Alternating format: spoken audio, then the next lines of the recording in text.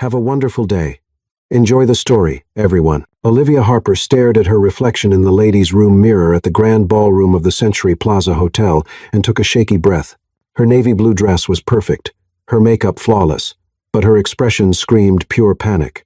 In 5 minutes, she'd have to return to the company gala where all the executives' wives were eyeing her with those patronizing smiles that said, "Poor thing, still single at 31. Breathe, Olivia. It's just a dinner. You've survived board presentations to Fortune 500 executives. You can survive a few judgmental socialites," she muttered to herself, reapplying her lipstick for the third time. The problem was that exactly 15 minutes ago, she'd committed the most epic blunder of her career when Margaret Sinclair, the CEO's wife, had asked in front of the entire table, "So, darling, when do we get to meet your husband?" Olivia had simply frozen. The awkward silence stretched for agonizing seconds until she heard her own voice saying, "Actually, he's here tonight. My husband works at the company." Margaret nearly dropped her crystal champagne flute. "Really? Who is it? Do we know him?" And that's when Olivia made the mistake of the century. Her eyes desperately scanned the ballroom until they landed on the only man she recognized among the sea of black tuxedos. It's Ethan Caldwell." The silence that followed was even worse than the first one. Ethan Caldwell, the most intimidating director in the company, the man who had rejected every single one of Olivia's creative proposals for the past 18 months, the guy she was convinced disliked her from their very first meeting. Ethan Caldwell. Margaret arched her perfectly sculpted eyebrows. "Goodness, what a surprise. You two are remarkably discreet, extremely discreet." Olivia forced a smile that probably looked more like a grimace. "Company policy. You understand? We prefer to maintain professional boundaries." Now, here she was, hiding in the restroom while Ethan Caldwell probably had no idea he'd become her fictional husband 15 minutes ago. Olivia took a deep breath and pushed open the mahogany door. She had to find Ethan and explain the situation before someone congratulated him on his marriage. She crossed the marble-floored ballroom with determination until she spotted his commanding presence near the mahogany bar, engaged in conversation with other senior executives. Ethan Caldwell was the complete opposite of everything Olivia found appealing in a man. Tall, austere, always impeccably dressed with an expression that suggested the entire world operated below his standards. Dark brown hair, always perfectly styled, sleek black glasses that made his emerald green eyes look even more analytical, and that deliberate way of speaking, as if every syllable required careful consideration. Olivia approached with her heart racing like she was about to deliver the presentation of her lifetime, which, considering the circumstances, maybe she was— "Excuse me," she interrupted the men's discussion. "Ethan, could I speak with you privately? It's rather urgent." Ethan turned deliberately, those penetrating green eyes scrutinizing her from head to toe, like she was a quarterly report with questionable numbers. "Olivia, what's the matter? It's somewhat personal." She smiled tensely at the other executives. "Married couple business. You know how it is." The other men chuckled and dispersed with those predictable comments about domestic negotiations. Ethan's brow furrowed. "Married couple?" Olivia guided him to a quieter area near the floor-to-ceiling windows overlooking the city skyline. "Listen, I realize we don't exactly have a harmonious working relationship. That's a diplomatic way to phrase you consider me an inflexible perfectionist, and I find your proposals creatively ambitious but analytically weak." Ethan interrupted with that measured tone. She knew all too well. "Wonderful. Thank you for that brutally honest assessment of our professional dynamic." Olivia inhaled deeply. "But I desperately need your assistance. Something rather complicated has occurred. All right. Extremely complicated. Monumentally complicated. Career-endingly complicated." Ethan crossed his arms, his expensive watch catching the chandelier light. "Olivia, you have 30 seconds before I conclude this is an inefficient use of my time. I informed the executives' wives that you're my husband." The silence that followed was so profound that Olivia could distinguish the string quartet in the corner, distant conversations, and even the faint hum of the air conditioning. Ethan observed her with an expression she'd never witnessed before. It wasn't annoyance, shock, or disapproval. It was something far more unsettling. Barely suppressed fascination. "Fascinating," he finally said. "And what precisely motivated this declaration?" "Because they were studying me with those pitying expressions, you understand? Poor dear, over 30 and still unmarried, and I simply panicked. And among all the gentlemen in this ballroom, you specifically selected the individual who, according to your previous assessment, possesses the warmth and spontaneity of a financial spreadsheet.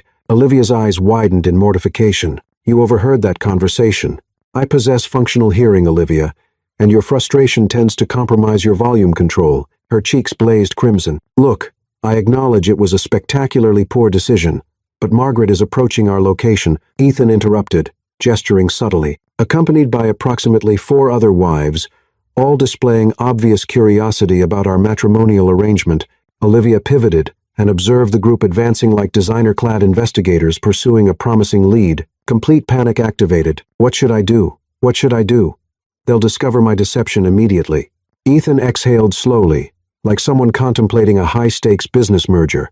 You owe me a comprehensive explanation of how we arrived at this preposterous situation. Does that indicate It indicates you've just placed me in circumstances requiring performance skills I definitively lack. Margaret materialized with her entourage, all radiating that particular smile that signaled imminent social interrogation. Ethan, how delightful to discover you two together. We were just discussing how we never detected any romantic connection. You're truly masters of discretion. Ethan glanced at Olivia, then at Margaret, and she witnessed the precise moment he made a decision that would transform everything. Indeed, he said, placing his arm around Olivia's waist with apparent naturalness.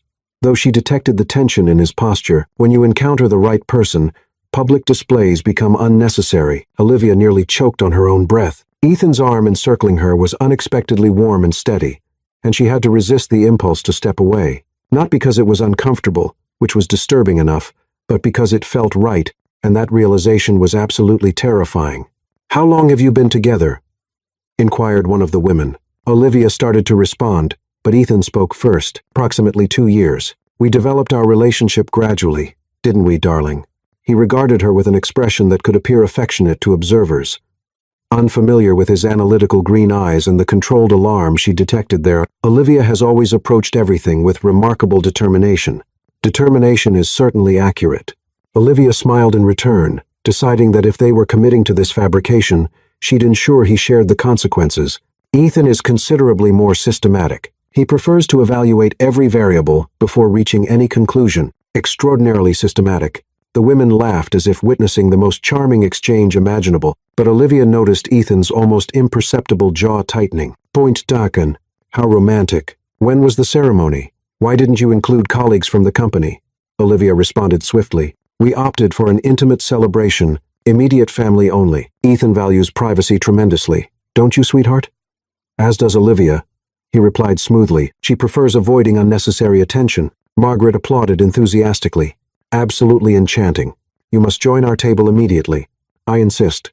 Harrison will be thrilled to learn that Ethan finally discovered someone capable of appreciating his unique qualities. And thus, Olivia found herself being escorted to the evening's head table, arm linked with the man she'd considered her primary professional adversary, preparing to spend the subsequent 3 hours portraying the devoted wife of Ethan Caldwell. As they settled into adjacent seats at the elegantly appointed table featuring white roses and crystal votives, Ethan leaned discreetly in her direction. Olivia, he murmured, you've just created the most significant complication of our respective careers. She beamed radiantly at their tablemates and whispered back, I'm fully aware. What happens next? Next, he replied, maintaining his artificial smile. Spontaneous performance has never been among my competencies. The dinner was turning into an Olympic-level endurance test. Olivia had never imagined that pretending to be married to Ethan Caldwell would require such athletic improvisation. Every question from the other women demanded lightning-fast reflexes and creative storytelling to keep their charade functioning. So, Olivia, tell us all about the proposal. Margaret attacked again, clearly determined to extract every delicious detail. Olivia nearly choked on her lobster bisque. Ethan, who had been methodically cutting his filet mignon with surgical precision, paused his knife midair for a fraction of a second before continuing as if nothing had happened. Oh, it was incredibly romantic. Olivia improvised. Ethan is full of surprises. Really?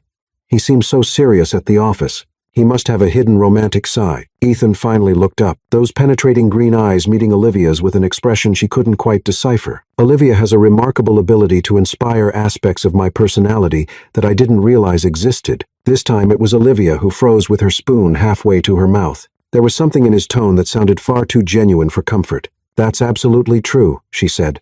deciding to return the favor. Ethan is much more sensitive than he appears. He has this wonderfully protective instinct. Protective? How? One of the women leaned forward, intrigued. Olivia panicked internally. Protective? Ethan Caldwell? Protective? The man who had demolished her Valentine's Day campaign proposal because it lacked sufficient market research data. Well, he always makes sure I get home safely when I work late at the office. She invented desperately. Really? Margaret turned to Ethan with delight. How thoughtful. And you, Ethan, what do you love most about Olivia? Ethan set down his silverware completely and studied Olivia in a way that made her stomach perform an unexpected somersault. Olivia possesses an extraordinary talent for discovering opportunities where others see only obstacles. She's relentless. Sometimes frustratingly relentless, but always with purpose. The silence at the table shifted to something different this time. Less curious, more moved. Olivia felt her cheeks warming. That had sounded disturbingly authentic. Oh, how beautiful. One of the women sighed. You two are such a perfect match. That's when Olivia noticed Ethan's hand resting on the white tablecloth, positioned very close to hers. Without overthinking it, she interlaced her fingers with his. The reaction was immediate. He tensed visibly but didn't pull away. Thank you, sweetheart, she said softly, gently squeezing his hand. Ethan stared at their joined hands with fascinating concentration, as if analyzing a particularly complex business proposal. The remainder of dinner passed in a surreal blend of performance and strangely intimate moments. Olivia discovered that Ethan possessed a dry wit that only emerged in comments murmured close to her ear. Ethan learned that Olivia could fabricate elaborate stories about their life together with impressive creativity. Remember when you tried to teach me how to make that chocolate soufflé? Olivia laughed, spinning a completely fictional tale about a culinary disaster. You nearly destroyed my kitchen, Ethan responded naturally, entering the game with more ease than she'd expected. Your kitchen? You didn't even know where you kept the measuring cups. Technical details. The other women laughed, as if it were the most adorable exchange imaginable. And Olivia realized they had developed an unexpectedly natural chemistry in their act. Ethan wasn't just the stern executive she knew. He was intelligent, had excellent comedic timing, and when he relaxed slightly, even charming. When dinner finally concluded and guests began dispersing, Olivia and Ethan found themselves alone near the hotel's marble-columned lobby. Well, Ethan said, loosening his black silk tie, we survived the opening act. I'm sorry for dragging you into this mess, Olivia sighed. I genuinely didn't consider the consequences. Olivia, Ethan turned to face her directly. Have you contemplated that we now need to maintain this deception at the office as well? These women communicate with other people. This news will circulate throughout the company. Reality crashed over Olivia like an ice-cold wave. Oh my goodness. You're absolutely right. Everyone will know that we're supposedly married. The word is married. Olivia, I can't even say it. How are we going to manage this at work? You barely acknowledge my existence normally. Ethan ran his fingers through his perfectly styled hair, disheveling it for the first time Olivia could remember seeing. He looked more human that way. We'll need to establish some ground rules, he said. First, no excessive public displays of affection. We're a discreet couple, remember? Obviously. Second, we need to coordinate our stories. If someone asks for details, we must provide consistent answers. Olivia nodded agreement. Make perfect sense. And third, Ethan hesitated. Third, this remains strictly professional. It's not real, Olivia. It's simply a temporary situation. Until we devise an elegant exit strategy. Of course, she agreed quickly. Obviously. Who suggested it would be real? That would be ridiculous. Completely ridiculous, Ethan repeated. They stood in silence for a moment, studying everything except each other. So, Olivia broke the quiet. I'll see you Monday at the office, honey. Ethan winced visibly. We'll need to practice that aspect. The endearing nicknames, why, I thought it sounded natural. Olivia, you said honey like you were swallowing medicine. She laughed despite their predicament. You weren't much better with that robotic darling. I was improvising under pressure. Then let's practice. Olivia decided boldly. Say something affectionate to me. Ethan stared at her, as if she'd suggested they perform interpretive dance in the hotel lobby right now. Why not? It needs to sound believable. Olivia. Just one phrase. Anything. Ethan took a deep breath like someone preparing to dive into uncharted waters. You look beautiful tonight. Olivia blinked in surprise. There was something in the way he said it that made her heart accelerate unexpectedly. That was good, she said more quietly than intended. Your turn. What? Say something affectionate to me. Olivia felt her palms growing damp. This shouldn't be difficult. It was just practice. Just acting. You're actually quite handsome when you're not scowling at budget reports. Ethan's eyebrows rose slightly. Quite handsome.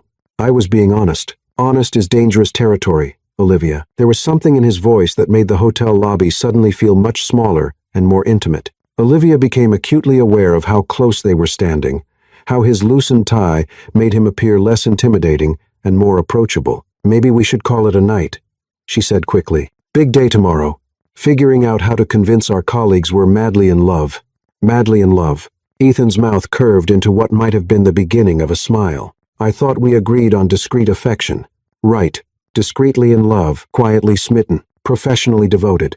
You're making it worse. Olivia groaned and covered her face with her hands. This is going to be a complete disaster. Ethan surprised her by gently pulling her hands away from her face. Olivia, look at me. She met his eyes, suddenly struck by how different he seemed outside the office environment. Less intimidating, more human. We're both intelligent professionals, he said calmly. We can handle this situation with dignity and strategic planning. It's simply a matter of consistent performance and coordinated messaging. You make it sound like a business merger. In a way, it is.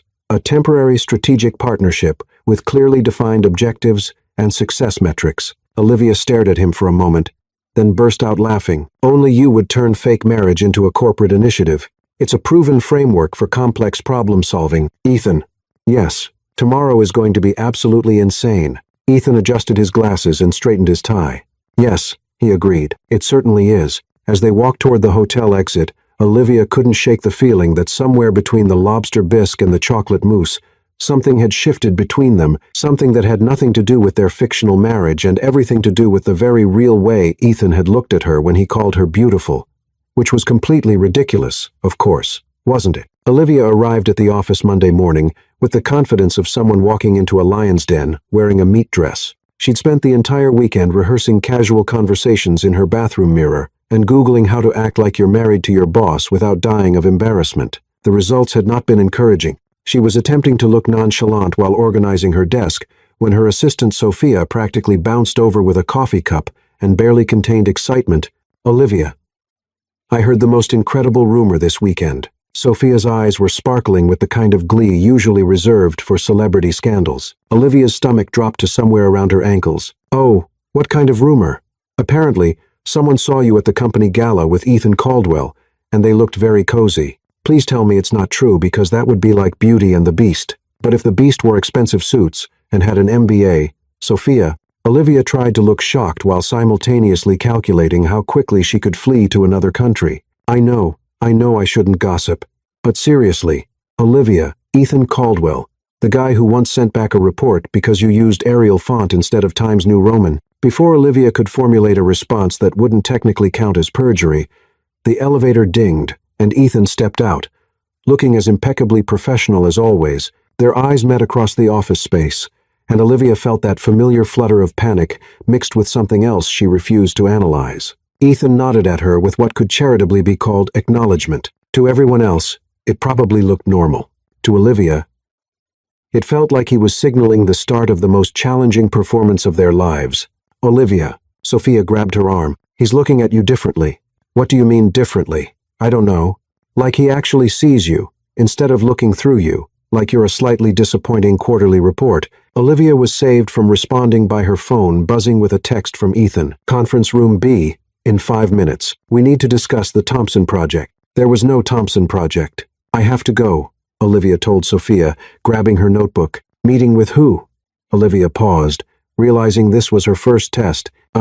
Ethan, about the Thompson project. Sophia's eyebrows shot up so high they practically disappeared into her hairline. Since when do you have private meetings with Ethan Caldwell?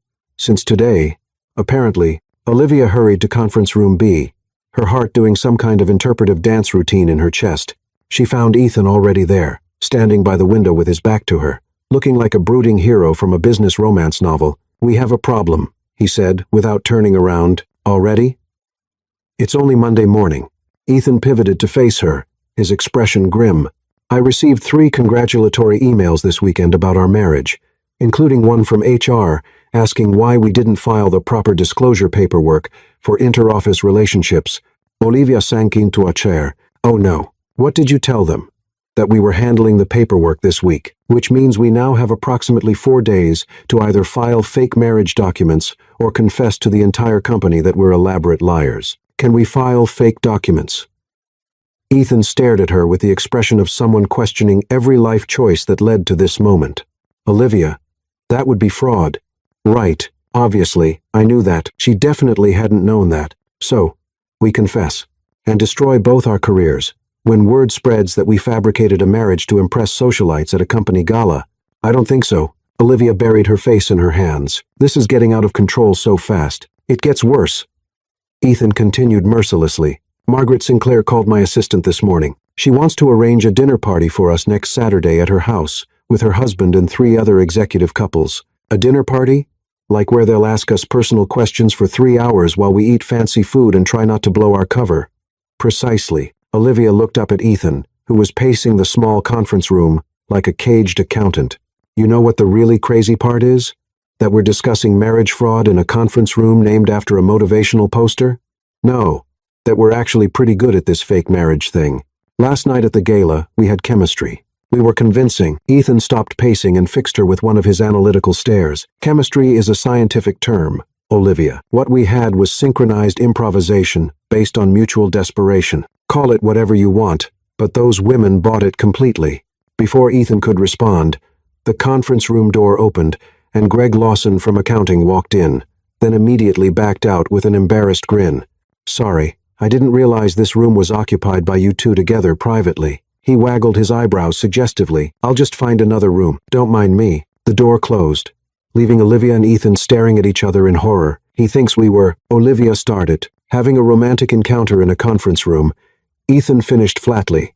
During work hours, this is exactly what I was afraid of. Now everyone's going to be watching us, analyzing every interaction, looking for signs of our supposed relationship. As if summoned by their panic, Sophia's voice came through the intercom. Olivia, Margaret Sinclair's assistant is online too. Something about dinner plans. Olivia and Ethan exchanged a look of mutual terror. Answer it, Ethan said grimly. And remember, we're happily married professionals who are completely normal and definitely not committing elaborate deception. Olivia picked up the phone with hands that were only slightly trembling. Hello? Olivia Harper. Margaret's voice was so cheerful it was practically weaponized. I hope you don't mind me calling during work hours, but I simply had to speak with you about Saturday evening. Saturday evening sounds wonderful, Olivia replied, making frantic gestures at Ethan, who was now looking like he was contemplating jumping out the window. Marvelous. Now, I thought we'd keep it intimate. Just 4 couples. You and Ethan, of course, Harrison and myself. The Thompsons and the Harrisons. Very cozy. Cozy, Olivia repeated weakly. And I thought it would be fun to do one of those games where couples answer questions about each other. You know, like how you met, your first kiss. What annoys you most about each other? All those delicious little details that make marriages so fascinating. Olivia's vision started going spotty around the edges. Questions about each other. How fun. I know, right? It'll be such a lovely way for everyone to get to know you two better. You're both so private at work. When Olivia finally hung up, Ethan was sitting in a chair with his head in his hands. Let me guess, he said without looking up. Couples trivia night. She wants to know our first kiss story. Of course she does.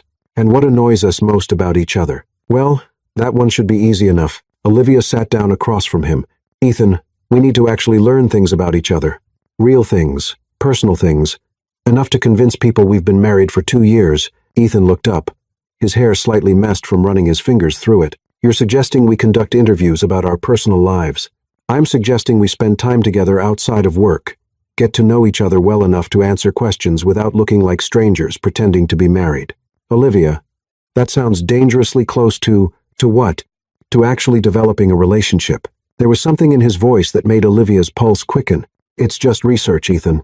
Market research for our marital brand. Ethan was quiet for a long moment, studying her with those penetrating green eyes. Fine, he said finally, but we do this systematically. I'll create a questionnaire covering all the basic information married couples would know about each other. Of course you'll create a questionnaire. We'll meet tonight after work, your apartment or mine. Olivia felt a flutter of something that definitely wasn't panic. Mine. 7. Tsidian. Ethan agreed, standing and straightening his tie. And Olivia? Yes, We tell no one about this meeting. As far as anyone knows, we're just going home to our respective residences like any normal married couple who definitely doesn't need to study for their own relationship. Got it. Secret marriage homework. This is my life now. Ethan paused at the door. Olivia? Yeah, for what it's worth. I think we might actually pull this off. After he left, Olivia sat alone in the conference room, wondering when exactly her life had turned into a romantic comedy written by someone with a degree in business administration, and why the thought of Ethan Caldwell coming to her apartment tonight was making her more nervous than excited about their elaborate deception, which was completely ridiculous, right? Olivia had cleaned her apartment 3 times in the 4 hours since leaving work. She'd rearranged her living room furniture twice, changed clothes 4 times, and was currently staring at her kitchen wondering if she should attempt to cook something that would make her seem like a competent adult human being. The problem was that Ethan Caldwell was coming to her apartment in exactly 17 minutes, and she was having the kind of nervous breakdown usually reserved for teenage girls before prom. This is ridiculous, she muttered to herself, yanking open her refrigerator. He's not your actual husband. He's not even your actual friend. He's just a colleague who got trapped in your web of social anxiety and poor impulse control. Her refrigerator stared back at her with the accusatory emptiness of someone who survived primarily on takeout and emergency granola bars. She had yogurt that might have expired during the Clinton administration, some wilted lettuce that looked like it was auditioning for a zombie movie, and a bottle of wine she'd been saving for a special occasion. This definitely qualified as a special occasion, not a good one, but definitely special. The doorbell rang at exactly 7 because, of course, Ethan Caldwell was punctual, even for fake marriage preparation meetings.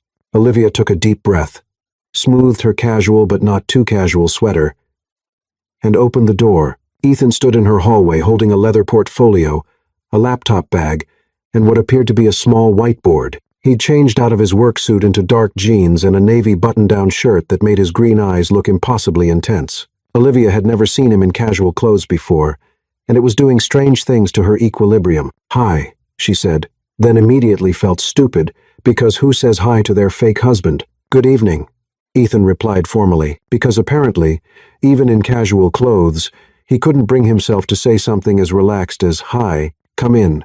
Olivia stepped back, gesturing toward her living room. "Can I get you something to drink? I have wine, coffee, water, and..." She glanced toward her kitchen. "Wine." "Wine sounds appropriate for this situation," Ethan said, looking around her apartment with the kind of careful attention she'd seen him apply to quarterly reports. "This is nice. Very you." Olivia paused in the process of opening the wine bottle. "What does that mean?" Colorful, creative, slightly chaotic, but in an intentional way.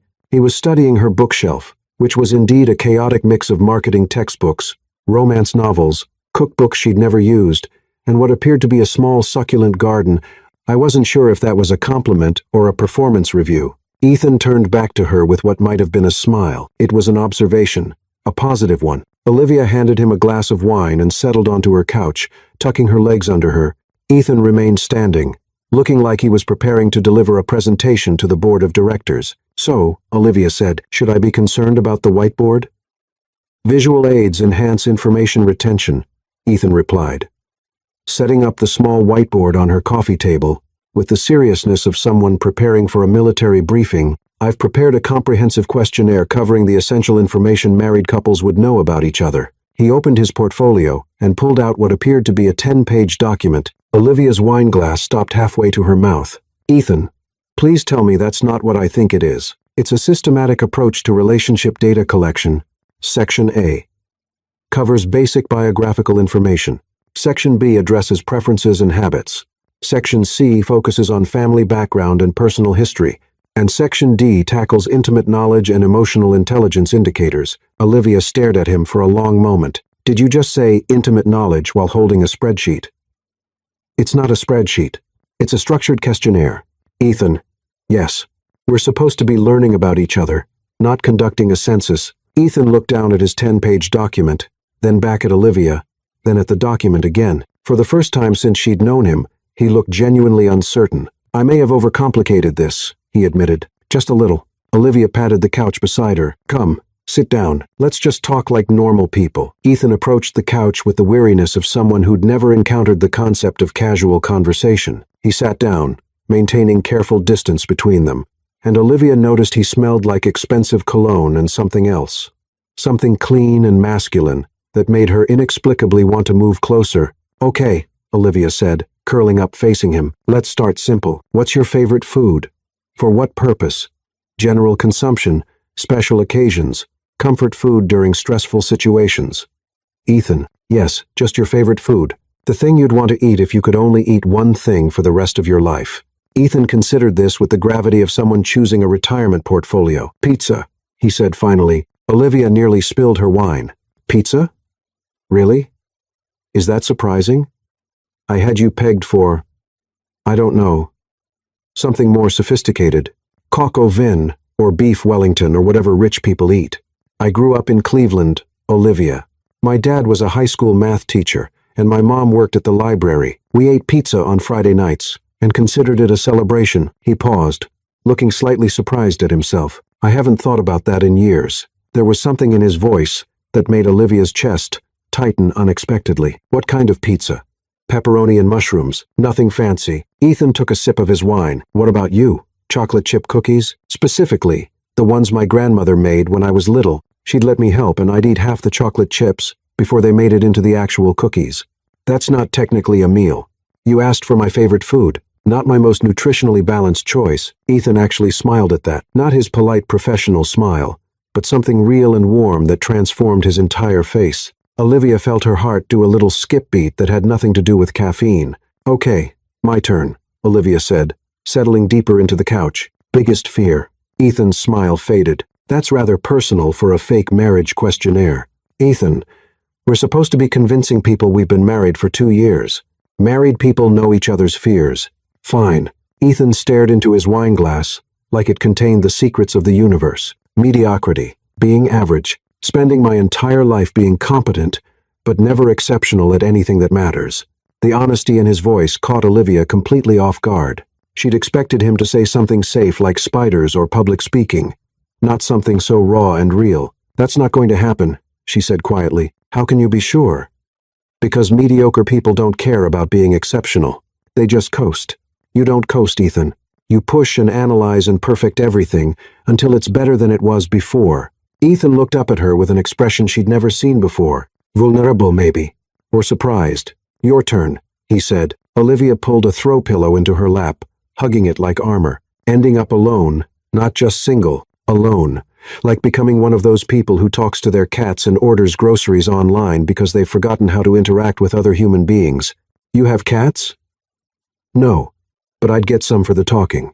Ethan laughed, actually laughed, and Olivia felt something shift in her chest. When he laughed, he looked completely different, younger, more relaxed, infinitely more approachable. "That's not going to happen either," he said. "How can you be sure?" "Because you're the most socially engaging person I've ever met. You make friends with baristas and elevator operators, and probably the people who deliver your mail." "How did you know about the mail carrier? Lucky guess." They fell into a comfortable silence, and Olivia realized with some surprise that she was actually enjoying this. Not just the wine, but the conversation. The way Ethan looked when he relaxed. The discovery that beneath his corporate exterior was someone who grew up eating Friday night pizza and worrying about being ordinary. "Can I ask you something?" Olivia said. "That's the point of this exercise. Why do you hate my marketing proposals so much?" Ethan set down his wine glass and turned to face her more fully. "I don't hate your proposals. You reject every single one. I reject them because they're brilliant ideas wrapped in insufficient research and presented with more enthusiasm than data." Olivia blinked. "You think my ideas are brilliant?" "Olivia, you have more creative insight in your little finger than most people have in their entire bodies. Your campaign concepts are innovative, memorable, and exactly the kind of fresh thinking the company needs, but you always send them back because brilliant ideas without proper support get killed in board meetings. I send them back so you'll strengthen them, not because I want to discourage you." Olivia stared at him, feeling like she was seeing Ethan Caldwell clearly for the first time. "You've been trying to help me. I've been trying to make your work bulletproof so it survives the approval process. By crushing my spirit with endless revision requests? By ensuring your creativity gets the platform it deserves." Olivia felt something warm and complicated unfurling in her chest. "I thought you hated me." "Olivia." Ethan's voice was softer than she'd ever heard it. "I think you're the most talented person in that office. I've always thought that The air between them seemed to change, becoming charged with something Olivia couldn't quite name. Ethan was looking at her with an intensity that made her acutely aware of how close they were sitting, how his casual clothes made him seem less like her intimidating boss and more like a man, a very attractive man who apparently thought she was brilliant. "We should probably get back to the questionnaire," Ethan said quietly, but he didn't move away. "Probably," Olivia agreed, but she didn't move either. "Olivia." "Yes. At the dinner party on Saturday, they're going to ask about our first kiss. I know. We should probably have a story prepared. We should. A believable story. Very believable." Neither of them moved. The space between them felt electric, loaded with possibility and danger in equal measure. "Olivia," Ethan said again, his voice rough around the edges. "Yes. This is a very bad idea." "What is?"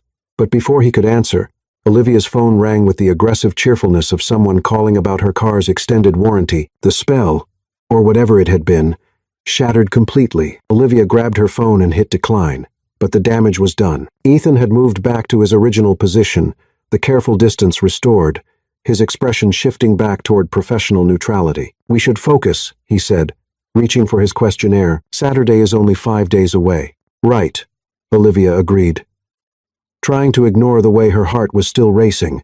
"Focus, questionnaire, fake marriage preparation." Exactly. But as Ethan launched into Section B of his systematic approach to relationship data collection, Olivia couldn't stop thinking about the way he'd looked at her when he called her brilliant, or the way the air had changed when he mentioned their fictional first kiss. This was supposed to be pretend, a temporary deception to get them out of an embarrassing social situation. So why did it suddenly feel like the most real thing that had happened to her in months? "Olivia." Ethan was looking at her expectantly. Question 7. "What's your ideal vacation destination?" "Anywhere that doesn't require me to lie about being married to my boss," she said without thinking. Ethan's pen paused over his notepad. "That's not going to fit in the answer space. Then maybe we need a bigger answer space." "Olivia." "Yes. Are we going to be okay?"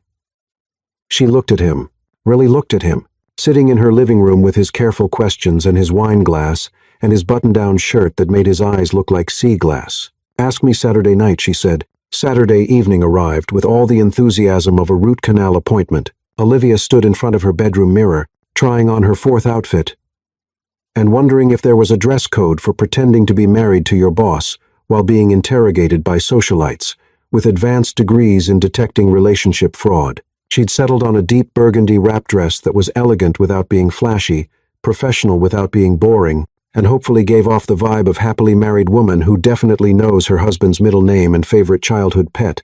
Her phone buzzed with a text from Ethan, "Arriving in 10 minutes. Remember, we've been married 2 years, met at a marketing conference in Chicago, and your engagement ring is being resized." Olivia looked down at her bare left hand and felt a fresh wave of panic. They'd spent the past 5 days meeting every evening after work, cramming for their marriage like it was the most important exam of their lives. She now knew that Ethan's middle name was Alexander. He was allergic to shellfish. His first pet was a golden retriever named Einstein, and he had a small scar on his left knee from falling off his bike when he was 7. More importantly, she'd learned that Ethan Caldwell was nothing like the cold, analytical director she'd thought she knew. He was funny when he wasn't trying to be professional. He listened to classic rock when he worked late. He taught himself to cook because his college roommate nearly poisoned them both with ramen experiments. And when he smiled, really smiled, it did things to her cardiovascular system that probably required medical supervision, which was absolutely not relevant to their current situation. The doorbell rang, and Olivia's stomach performed an Olympic-level gymnastics routine. She opened the door to find Ethan standing in her hallway, wearing a charcoal gray suit that fit him like it had been designed, specifically to make her forget how to breathe properly. "Hi," she said, then mentally kicked herself because after 5 days of intensive marriage training, she should be able to manage something more sophisticated than, "Hi, you look beautiful," Ethan said, and there was something in his voice that made her wonder if he meant it or if he was just practicing for their audience. "Thank you. You look pretty fantastic yourself." Olivia grabbed her purse and jacket, trying to ignore the way Ethan's aftershave was making her feel slightly lightheaded. Ready to convince a room full of strangers that we're madly in love? "About that," Ethan said, as they walked toward the elevator. "I've been thinking about our strategy for tonight." "Our strategy?" "The key to successful deception is maintaining consistent messaging while appearing natural and unrehearsed. Olivia stopped walking and stared at him. Ethan, please tell me you didn't create a presentation about tonight. Not a presentation, more of a tactical framework. Oh my goodness, you did. You created a business plan for our fake marriage dinner party. I prefer to think of it as risk management. The elevator arrived, and they stepped inside, with the awkward energy of two people who'd spent the week learning intimate details about each other, while trying to pretend it was purely professional. Okay, Olivia said as they descended toward the lobby. Hit me with the tactical framework. Ethan pulled out a small note card from his jacket pocket. Phase 1, Arrival and Initial Assessment. We establish physical proximity. Demonstrate casual intimacy through appropriate touching. Engage the room's receptiveness to our relationship narrative. Appropriate touching, hand-holding, brief shoulder contact, the occasional arm around the waist, nothing that would seem forced or excessive. Olivia felt her cheeks warming. They'd practiced some of this during their study sessions, but it had been clinical, almost scientific. The idea of Ethan touching her in front of other people, even fake touching, was doing strange things to her nervous system. Phase 2, Controlled Information Distribution. We volunteer just enough personal details to seem genuine while avoiding topics that could expose inconsistencies in our backstory. And Phase 3, Ethan hesitated. Crisis Management.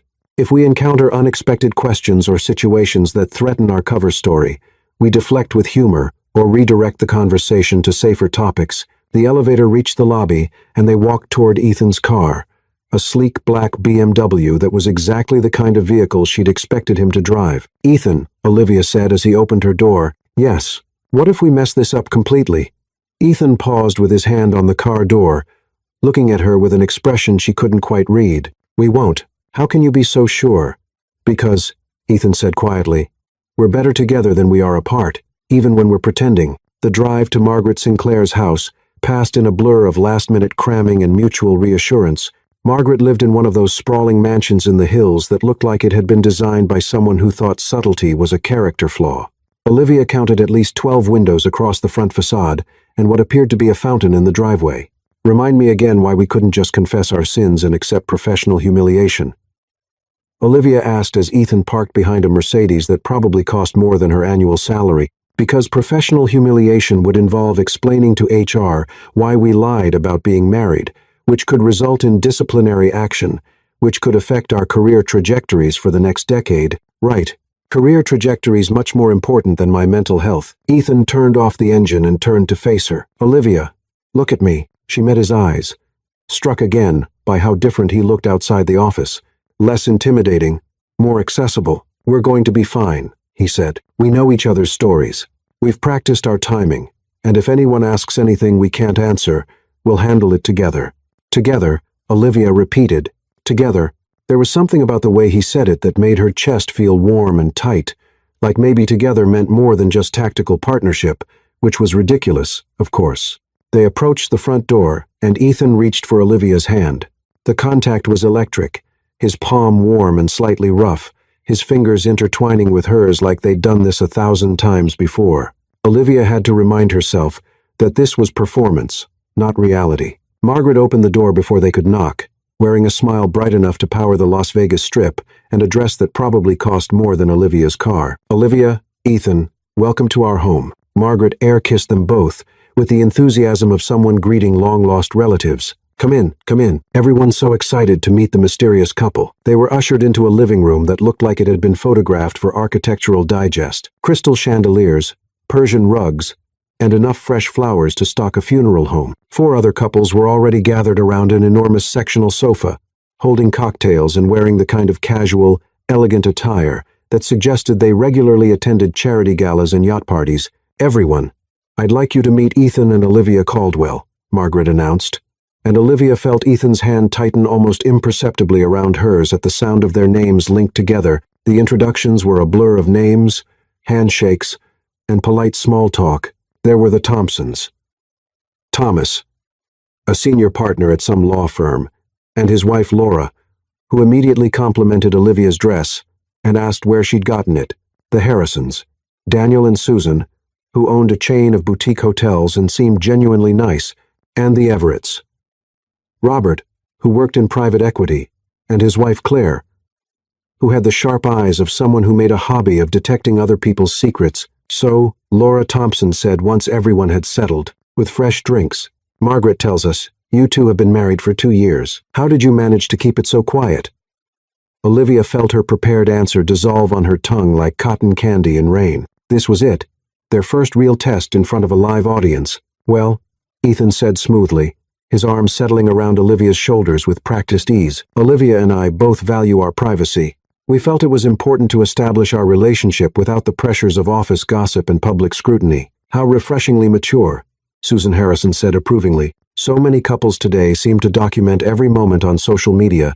We're more traditional that way, Olivia added, trying to ignore how right it felt to be tucked against Ethan's side. We prefer to keep our personal moments personal, but surely you have some stories to share. Claire Everett leaned forward with the intensity of a prosecuting attorney. How did you know Ethan was the one, Olivia? Olivia's mind went completely blank. This wasn't in their script. They'd practiced meeting stories and proposal details, but no one had asked about the moment of realization, the emotional turning point, that supposedly transformed a professional relationship into true love. Olivia started, then stopped, acutely aware that 7 pairs of eyes were focused on her with laser-like attention. Ethan's hand began tracing small circles on her shoulder, a gesture so intimate and comforting that she almost forgot it was fake. You know what? Olivia said, looking up at Ethan and finding something in his green eyes that gave her courage. It wasn't one specific moment. It was more like realizing that all the qualities that made Ethan challenging to work with were actually the same qualities that made him remarkable to love. Such as? Claire pressed, clearly not satisfied with generalities. Olivia felt Ethan's tension through his arm around her shoulders, but she was committed now. His attention to detail, which drove me crazy in meetings, meant he remembered every little thing I told him about my life. His insistence on thorough preparation, which frustrated me professionally, meant he never forgot important dates or events. His analytical nature, which seemed cold at first, was actually just his way of making sure everything was perfect, especially for the people he cared about.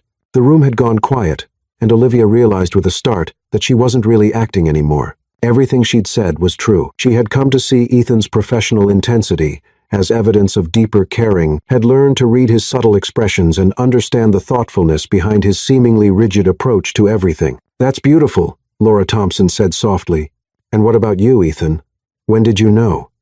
Ethan was looking at Olivia with an expression that made her heart skip several beats. Olivia has this way of seeing possibilities where everyone else sees problems, he said quietly. She approaches every challenge with this combination of creativity and optimism that makes you believe anything is achievable. The first time she presented an idea to me, a campaign concept that was completely unconventional and absolutely brilliant, I knew I was looking at someone extraordinary. Was that before or after you started dating?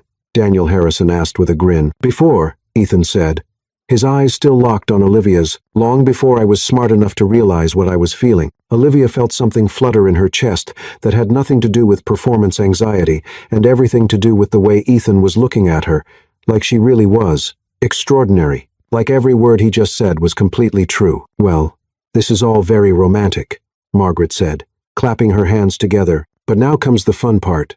I thought we'd play a little game to see how well you all really know your spouses. She produced a basket filled with folded pieces of paper. Each couple will take turns drawing questions, and both partners have to write down their answers separately. Then we'll see if your answers match. Olivia felt the blood drain from her face. This was worse than a pop quiz. This was a marriage polygraph test administered by people who had decades of real relationship experience. Who wants to go first? Margaret asked brightly. We will.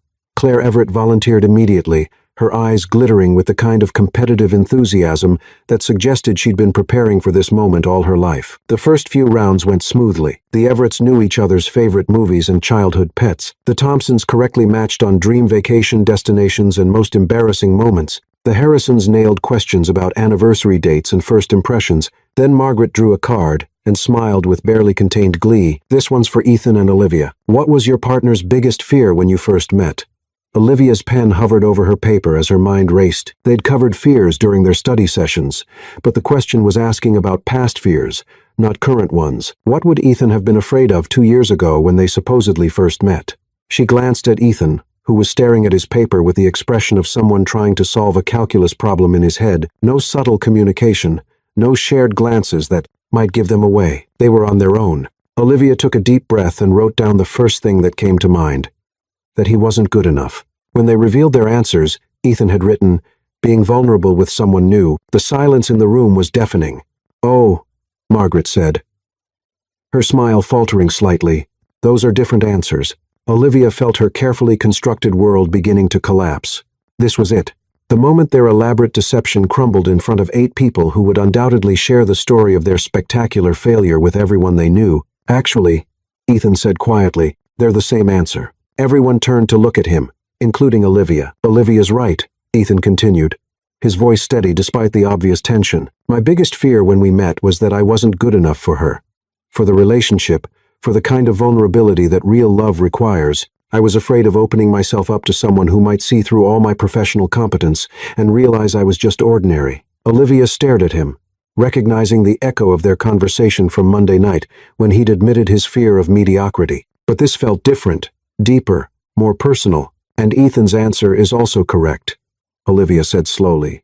Understanding dawning. "I was terrified of being vulnerable with someone new, especially someone I worked with. I'd been hurt before, and the idea of letting someone see the real me, the messy, imperfect, sometimes insecure me, was absolutely terrifying." "So, you both understood each other's fears without needing to discuss them explicitly," Susan Harrison said, looking impressed. "That's remarkable emotional intuition." "It is, isn't it?" Margaret said, but her tone suggested she wasn't entirely convinced.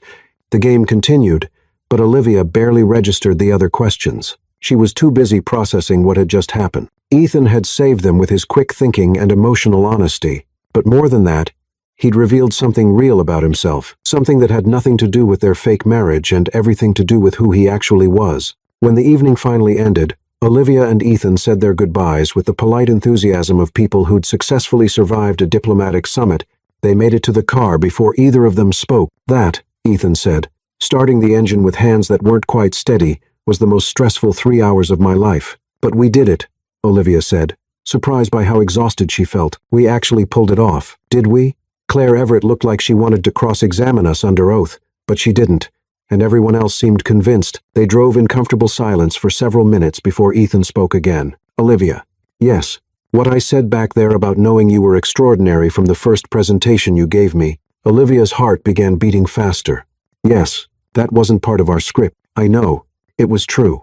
Olivia turned to look at his profile in the dim light from the dashboard. "The things I said about understanding why your attention to detail and thoroughness were actually signs of caring, that was true, too." "This is complicated," Ethan said quietly. "Very complicated. We should probably pretend this conversation never happened." "Probably." But as Ethan pulled into her apartment building's parking garage, Olivia couldn't shake the feeling that something fundamental had shifted between them tonight. They'd started the evening as colleagues, pretending to be married, but somewhere between the first cocktail and the last goodbye, the line between performance and reality had become dangerously blurred. "Thank you," Olivia said as Ethan walked her to her door, "for saving us back there with the fear question. That was brilliant improvisation." "Thank you for making it believable," Ethan replied. "Your explanation about vulnerability made perfect sense." They stood outside her apartment door, neither quite ready to end the evening, both aware that Monday would bring them back to the office, where they'd have to navigate their real relationship in the context of their fake one. "So," Olivia said, "I guess we're officially a successfully married couple now." "Officially fictional, you mean?" "Right. Fictional." Ethan stepped closer, and Olivia's breath caught. For a moment, she thought he might kiss her. Really kiss her. Not for show or practice or tactical preparation, but because he wanted to. Instead, he reached past her and pressed the elevator button she'd forgotten to push. "Good night, Olivia," he said softly. "Good night, Ethan." As the elevator doors closed between them, Olivia leaned against the wall and tried to process what had just happened. They'd successfully convinced 8 people that they were happily married. They'd survived their first major test as a fake couple. So, why did she feel like she was falling for someone who was supposed to be completely fictional? And why did she suspect that Ethan might be falling, too? Olivia woke up Sunday morning with the emotional hangover of someone who'd spent the previous evening successfully lying to 8 people while accidentally telling the truth about her feelings. She lay in bed staring at the ceiling, replaying every moment of the dinner party, and trying to figure out when exactly her fake marriage to Ethan Caldwell had started feeling less like performance art and more like wishful thinking. Her phone buzzed with a text message, and her heart did a ridiculous little leap when she saw Ethan's name on the screen. "Thank you for last night. We made a good team. Hope you're recovering from our performance." Olivia stared at the message for several minutes, analyzing every word like it was a crucial piece of evidence in a complex legal case. Performance. He was still calling it performance, which meant he was still thinking of their relationship as purely professional, which meant she was definitely overthinking everything. She typed back, "We did make a good team. Thanks for the brilliant save with the fear question. See you Monday at the office. Husband." She almost deleted the word husband, then decided it was appropriately joking given their situation. Except when she sent it, it didn't feel like a joke. It felt like something else entirely. Her phone buzzed again almost immediately. "See you Monday. Wife." Olivia dropped her phone like it had suddenly caught fire. This was problematic. This was very, very problematic. She spent the rest of Sunday trying to convince herself that the flutter in her stomach when Ethan called her wife was just residual adrenaline from their successful deception. She organized her closet, did 3 loads of laundry, attempted to make pancakes from scratch, which resulted in what could charitably be described as edible frisbees, and binged an entire season of a reality dating show where people fell in love under completely artificial circumstances, which was absolutely not relevant to her current situation. By Sunday evening, she'd almost succeeded in convincing herself that everything she'd felt at the dinner party was just the natural result of intensive fake marriage preparation and shared stress. She and Ethan were colleagues who had successfully executed a complex social deception, nothing more, nothing less. Then Monday morning arrived, and her carefully constructed rationalization crumbled like a house of cards in a hurricane. Olivia walked into the office building at exactly 8:30 a.m., and the same time she'd arrived every day for the past 3 years. She rode the elevator to the 14th floor, said good morning to Sophia, and settled at her desk with her usual Monday morning coffee and sense of impending deadline doom. Everything was completely normal, except that when Ethan stepped off the elevator at 8:45 a.m., looking impeccably professional in his navy suit and carrying his leather briefcase, Olivia's heart performed an elaborate tap dance routine that had absolutely nothing to do with caffeine. Their eyes met across the office space, and for a moment, Olivia saw something flicker in his expression, something warm and complicated that made her forget how to breathe properly. Then Ethan nodded politely, said, "Good morning, Olivia," in his standard professional tone, and walked to his office as if nothing had changed, which technically nothing had. They were still colleagues, still fake married for the benefit of people who didn't work with them, still maintaining the same professional boundaries they'd always maintained. So why did Olivia feel like something fundamental had shifted in the universe? Sophia appeared at her desk with the enthusiasm of someone bearing fresh gossip. "How was your weekend? Anything exciting happen?" Olivia nearly choked on her coffee. "Why would you ask that?" "I don't know. You just seem different today. Glowing. Maybe. Did you have a good time with Ethan?" "With Ethan?" Olivia's voice came out slightly higher than intended. "Why would I spend time with Ethan?" Sophia raised her eyebrows. Because you're married to him, right?" Olivia had completely forgotten that as far as her assistant knew, she and Ethan were blissfully wed, and presumably spending their weekends doing married couple things like arguing about home improvement projects and sharing bathroom counter space. "Oh, right. Yes, we had a nice weekend. Very married-like. Married-like. You know, domestic couple-y. We did married people activities." Sophia was looking at her like she'd started speaking in ancient Greek, such as, Olivia's mind went blank. What did married couples do on weekends?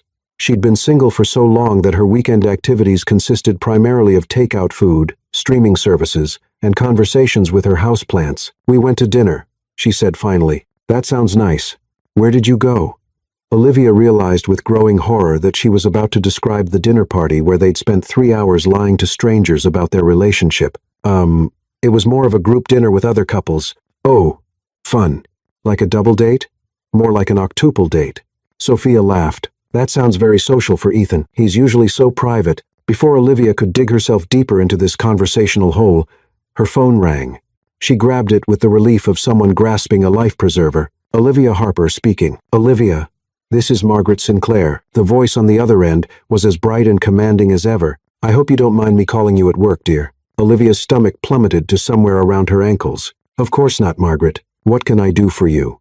"Well, Harrison and I were just discussing what a lovely evening we had on Saturday, and we realized we never got the full story of how you and Ethan met. You mentioned a marketing conference in Chicago, but we'd love to hear more details."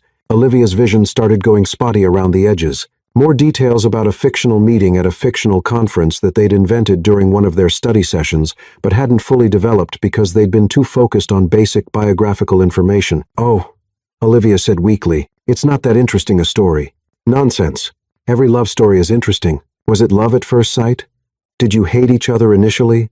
We're dying to know." Olivia looked across the office toward Ethan's corner office, where she could see him through the glass walls, focused intently on his computer screen. She needed backup, and she needed it immediately. "You know what, Margaret?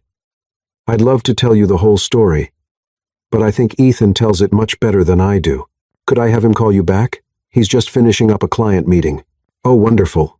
I'll be in all morning. Have him call as soon as he's free." Olivia hung up the phone and immediately dialed Ethan's extension. "Ethan Caldwell speaking. Conference room B right now," Olivia said without preamble.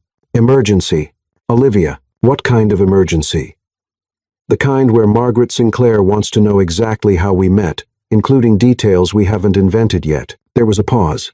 "I'll be right there." Olivia hurried to conference room B, her heart beating like she'd just sprinted up 14 flights of stairs. Ethan arrived 30 seconds later, closing the door behind him with the grim expression of someone preparing for a crisis management meeting. "What exactly did she ask?"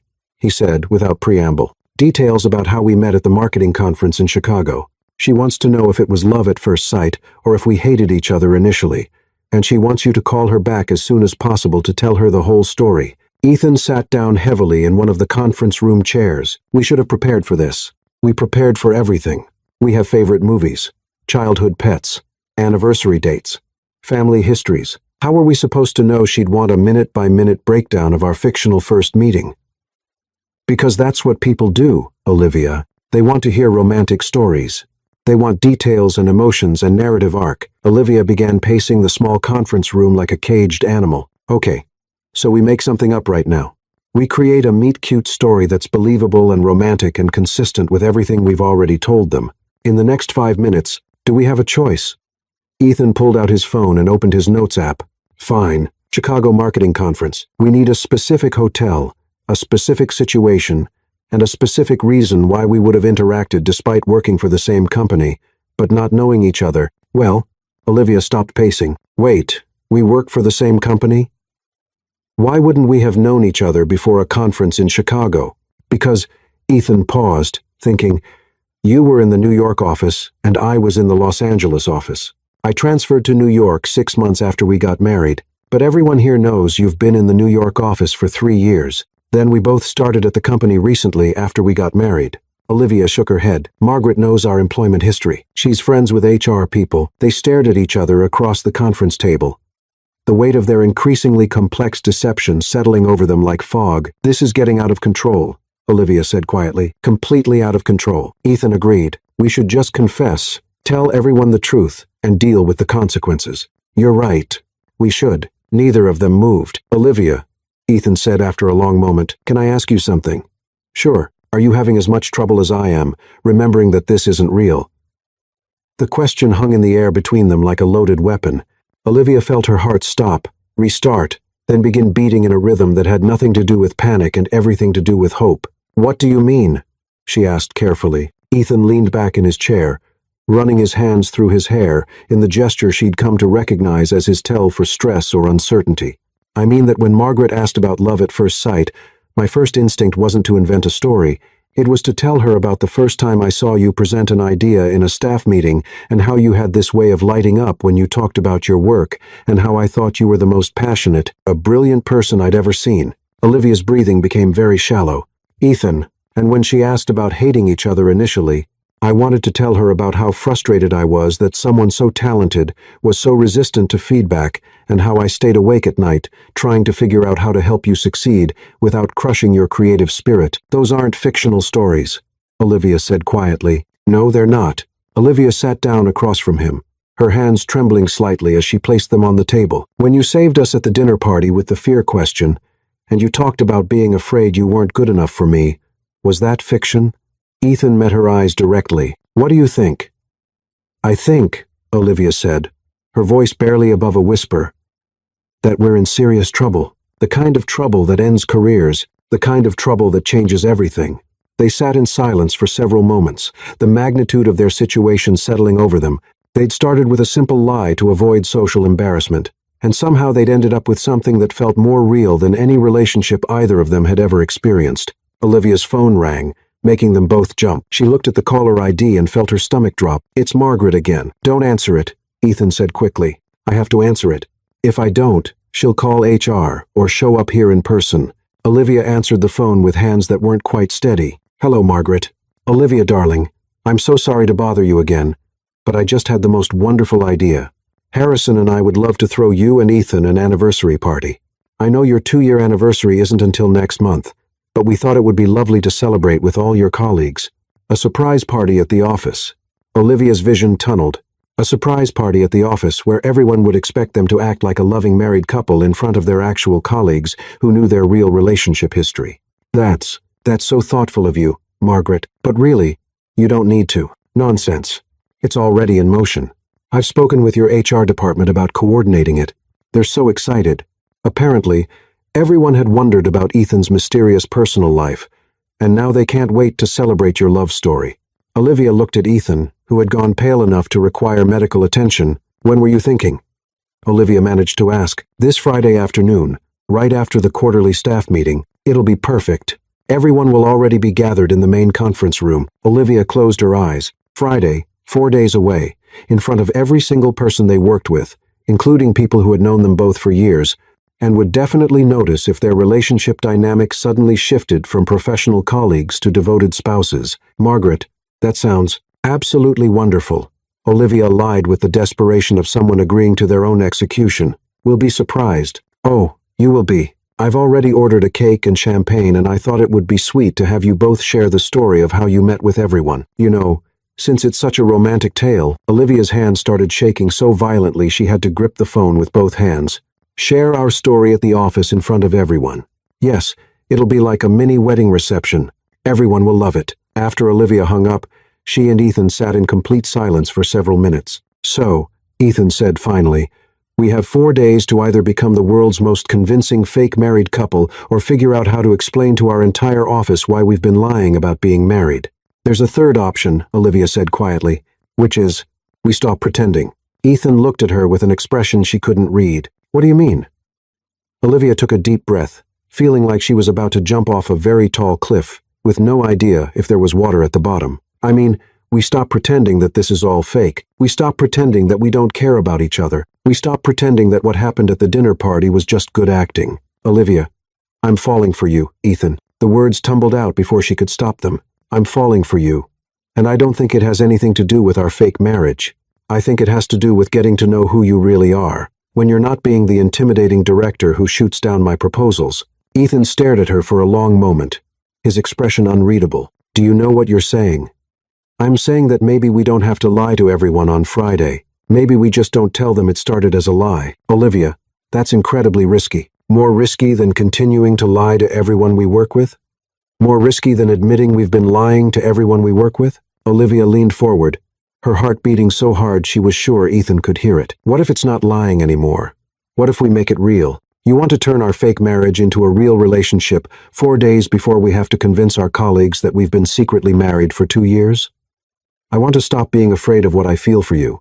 Ethan was quiet for so long that Olivia began to wonder if she just made the biggest mistake of her professional and personal life. She was about to backtrack to laugh it off as stress-induced temporary insanity when Ethan spoke. "Olivia, I need you to understand something. Okay, I've been falling for you since our first study session, maybe before that, maybe since the first time you argued with me about campaign strategy, and made me realize that passion and intelligence are an irresistible combination." Olivia felt her heart stop, then restart with enough force to power a small city. "Really? Really? But Olivia, if we do this, if we make this real, there's no going back. We can't pretend it was all fake if it doesn't work out. We can't return to being just colleagues who occasionally disagree about font choices." "I know. And if we tell everyone at the anniversary party that we've been secretly married for 2 years, we have to be prepared to actually build a relationship that lives up to that story. I know it's complicated, Olivia. We work together. We'll have to navigate office politics and professional boundaries. And the fact that I'm technically your supervisor, I know." Ethan stood up and walked to the conference room window, looking out at the city below. There's something else you should know. Olivia's stomach clenched. What? I've been thinking about asking for a transfer to the West Coast office. What? Why? Ethan turned back to face her. Because I was falling for you. And I thought the only professional thing to do was remove myself from the situation before it became problematic. Olivia felt like she'd been punched in the chest. You were going to leave? I was going to leave because I thought what I was feeling was one-sided and inappropriate. And now I'm wondering if maybe the most inappropriate thing would be walking away from something that could be extraordinary. Olivia stood up, her legs slightly unsteady. So, what do we do?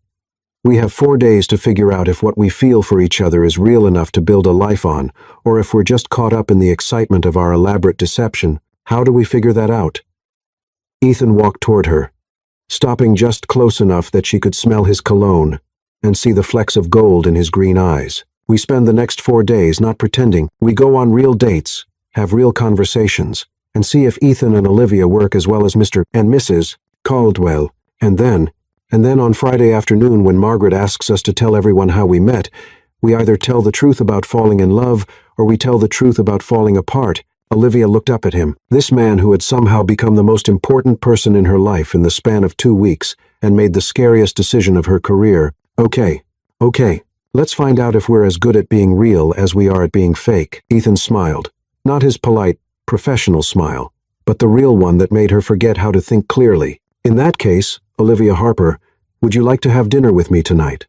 A real dinner, not a strategic planning session disguised as a meal.